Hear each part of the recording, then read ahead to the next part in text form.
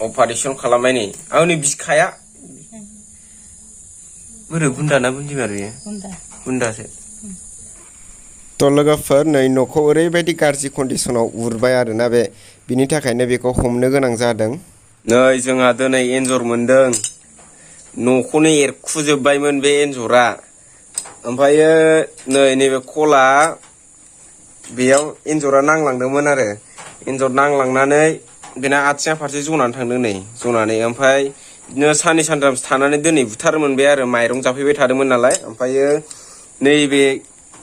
आलु फिथर खानायनि आखला जाबाय फिफा खादों बेखौ माने आलु खाबालायनो नाङोनो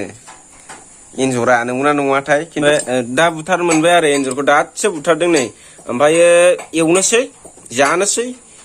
नायलांबाय थादो एवनायखौ नोंथांमोनहा भिडिअखौ स्किप खालामालासे नायदे माइरं जानाय एन्जर बियो जानोसै गावखौ दिनै जोंनि माइरंखौ जाना फोजोबदोंना बियो साला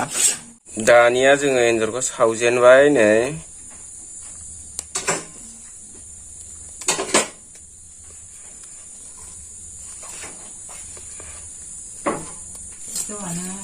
बिगुरखौ मोजाङै फुनानै लाबाय नै जोङो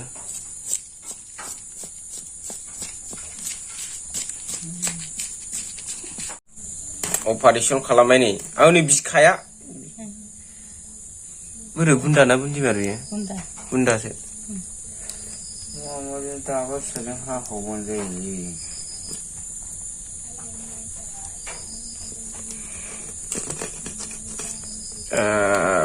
बिखाया नै गिदिरथारदां बिखाया